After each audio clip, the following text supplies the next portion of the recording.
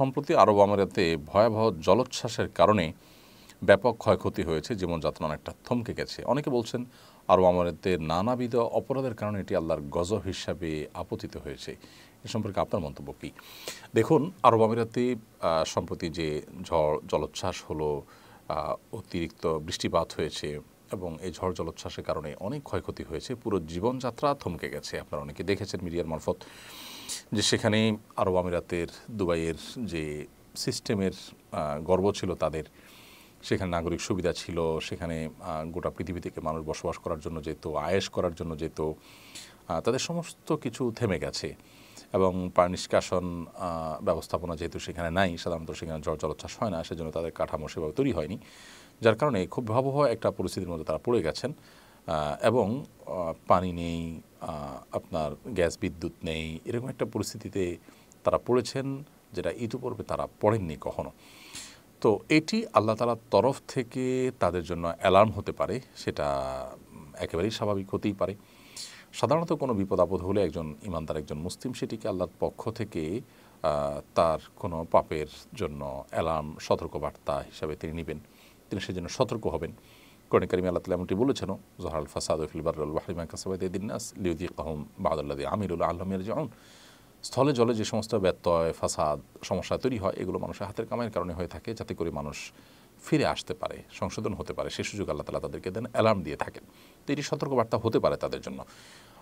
আবার একই সাথে তাদের পাপের জন্য শাস্তিস্বরূপ হতে পারে, আল্লাহ তরফ থেকে পরীক্ষা হতে পারে। যে কোনো বিপদ আপদ হলেই সেটি আল্লাহ তাআলার তরফ থেকে পরীক্ষা হতে পারে। আল্লাহ তাআলা বলেছেন, ওয়ালানাবলুওয়ান্নাকুম বিশাইইন মিনাল খাউফি ওয়াল জু'i ওয়া নাকসিন মিনাল আমওয়ালি ওয়াল আনফুসি ওয়াস সামারাত। মানুষকে আল্লাহ তাআলা ভয়, ভীতি, শঙ্কা, ক্ষুধা, জান এবং মাল হানি, সম্পদের ক্ষতি, ফসলের ক্ষতি ইত্যাদি দিয়ে আল্লাহ তাআলা মানুষকে পরীক্ষা করেন। যারা ধৈর্য ধারণ করতে পারেন, সবর করতে পারেন, তাদেরকে আল্লাহ তাআলা সুসংবাদ দিতে বলেছেন।